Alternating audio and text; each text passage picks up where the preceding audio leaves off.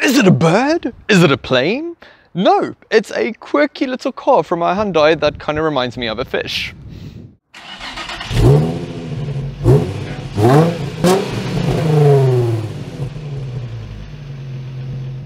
Hi guys, Eric here and welcome back to my channel. Today we will be having a look at this 2019 Hyundai Accent 1.6 Fluid. It is a quirky interior, a quirky exterior and a strong engine, but it has some issues and I'm going to use this time to explain to you what those issues are.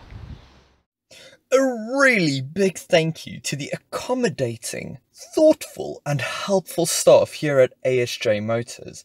They have a huge selection of quality used cars located in two locations in the Overberg region. One is in the industrial area of Hermanus, the other is located on the main road of Verliersdorp. They are open for business, so be sure to check out their catalogue, link in the description box below. If you live in the Western Cape and you have an original car in good condition you would like me to review, please get in touch. There's an email address in the description box below. The Accent is a B-segment sedan or hatchback made by South Korean company Hyundai. Its name is actually an abbreviation of Advanced Compact Car of Epoch Making New Technology. It rivals the likes of the Kia Rio, the VW Polo and the Chevrolet Sonic. The first generation, codenamed X3, was introduced all the way back in 1994. It came in a four-door sedan form and was powered by inline four-cylinder petrol engines with power ranging from 63 to 78 kilowatt. It was cheap to buy and reliable, making it quite a success story in our local market. It wasn't very safe though. The second generation, the LC, was released in 1999. It was a bit bigger than the X3, but power remained mostly unchanged. It was quite a bit safer though, scoring 10 out of 16 for frontal impacts. When the third generation came around, it became much more grown up and reserved, with cleaner and more rounded lines, although the power outputs of the petrol versions remained mainly unchanged. This is the fourth generation RB Accent in top spec fluid trim. It is equipped with a very willing 1.6 litre naturally aspirated engine that produces a healthy 91 kilowatt and 156 Newton meters of torque. When it comes to its looks, it definitely fits in with the rest of Hyundai's design theme of the time. A lot of people really like its flowing design, but to me it looks a bit too fish-like as a whole. The front end looks good though. It appears quite engaging and upmarket with an aggressive bumper and swept-backed headlights.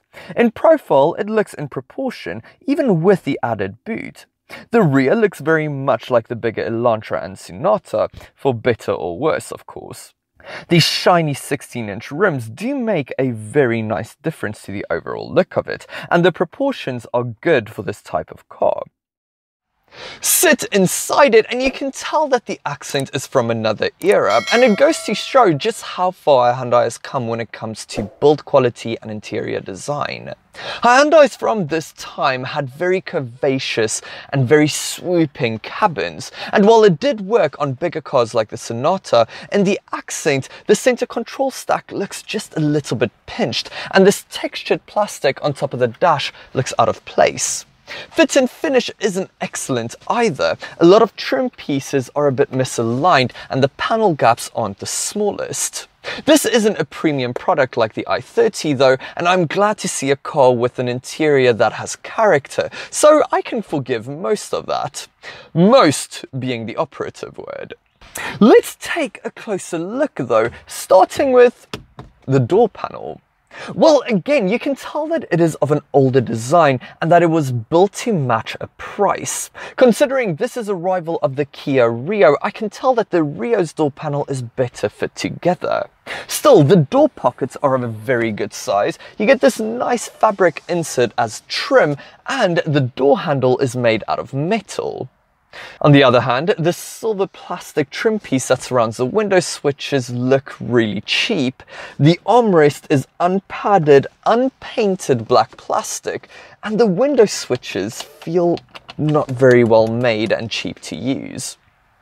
The doors also feel quite light and a hollow sound can be heard when you close them. The steering wheel fares much better. It looks very well made and you get shortcut buttons for the infotainment system and Bluetooth audio, helping out with safety.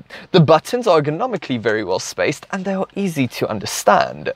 The rim isn't wrapped in leather though, which is odd considering that this is a top spec, and the steering column is only adjustable for rake and not reach, which can hinder driving comfort.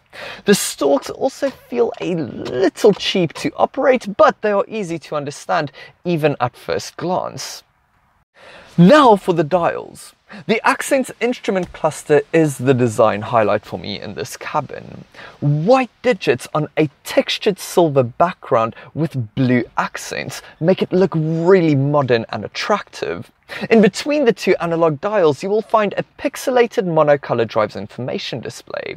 It communicates a digital fuel and water temperature gauge, outside temperature, as well as a full trip computer that is controlled via a button next to the cluster itself. This particular Accent has an aftermarket stereo system, so I will not be able to review it, but as soon as I come across a factory fitted one, I will be sure to make a video of it. The climate controls are a bit of a disappointment, especially considering what the Kia Rio's panel looks like. This is a bit too cheap and it doesn't feel great to operate either. A great addition, however, is that of a center armrest. Never underestimate what a big difference this makes when it comes to driving comfort.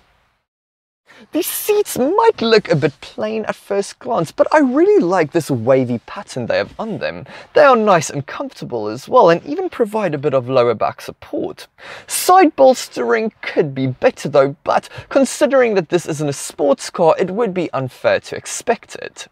The driver's seat is adjustable for height, which really aids finding a comfortable driving position, especially considering you don't have reach adjustment in the steering wheel. With the design dealt with, how does the Accent fare when it comes to practicality? Well, considering this is a B-segment hatchback/sedan, its storage solutions are very good. The partially dampened glove box is of a big size. You get a deep tray in front of the gear lever, a small coin compartment behind said gear lever, one narrow and one wide and deep cup holder, very big space underneath the center armrest, decently sized door pockets, and a sunglasses holder completes this very impressive package.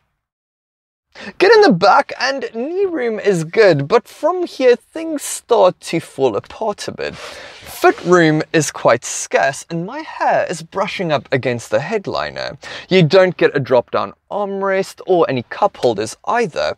All you do get is a single net behind the front passenger seat and small-ish door pockets.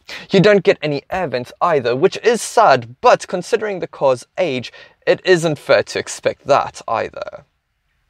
The boot, on the other hand, is really impressive. It is a huge size of 465 litres. If you are a travelling salesman, the Accent makes a very good case for itself. You get 4 tethering hooks and a full-size spare wheel to boot. The rear seats fold completely flat in a 60-40 split as well. This does result in a slight ridge though, and the boot lip isn't the smallest, so loading and unloading heavy or bulky items can be tricky. Still, for the price, I am impressed.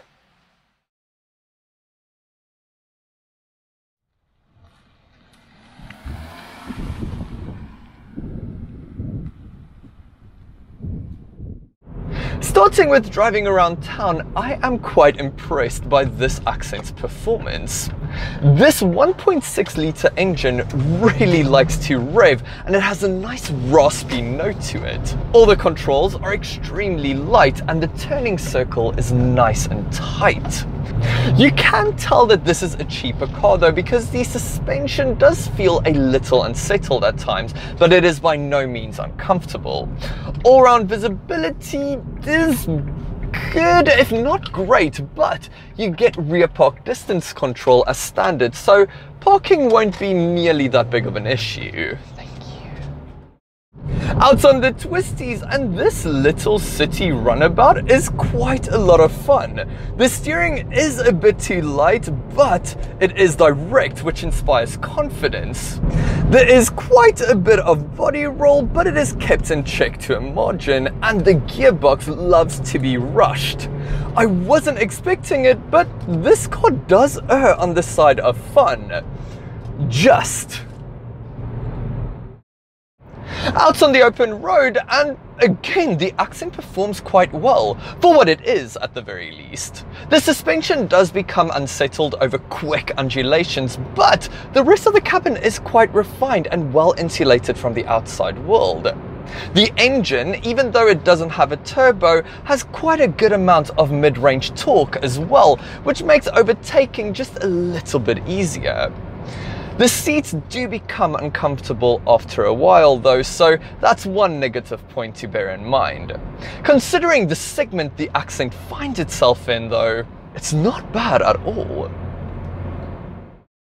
Speaking of its segment, let's have a look at the Accent's rivals. Well, there is its sister car, the Rio Sedan, which is a very worthy competitor and has a better built interior, but weaker engines. Then there's the Polo Sedan, which has an excellent interior and road manners, but it's quite a bit more expensive. Another contender is the Chevrolet Sonic Sedan, which has a very funky interior and good specifications, but with GM leaving South Africa, after-sales service isn't as good as Hyundai's. The Accent's reliability record isn't too bad either. There are some complaints of engine coils failing and poor throttle response, along with some electrical bugbears, but nothing too serious. It is worth noting though that our Hyundai parts prices are on the expensive side, so be sure to set some cash aside unless it is still under Hyundai's 7-year limited warranty. Starting with the positives, this car is quite fun to drive, and it's quicker than its main rival, the Kia Rio. Sadly, build quality and fit and finish of the interior is subpar, and if you're planning on using this as a taxi, I think you will be better suited with one of its rivals. If, however, you just need a car for a small family, or you are a traveling salesman, this car ticks a lot of right boxes. Well done, Hyundai. Thank you so much for watching another one of my reviews. If you enjoyed it, please remember to give it a thumbs up. It makes the world of difference to my channel. If you haven't already, remember to subscribe and get notified of upcoming reviews. I have loads more coming up for you guys, so stay tuned.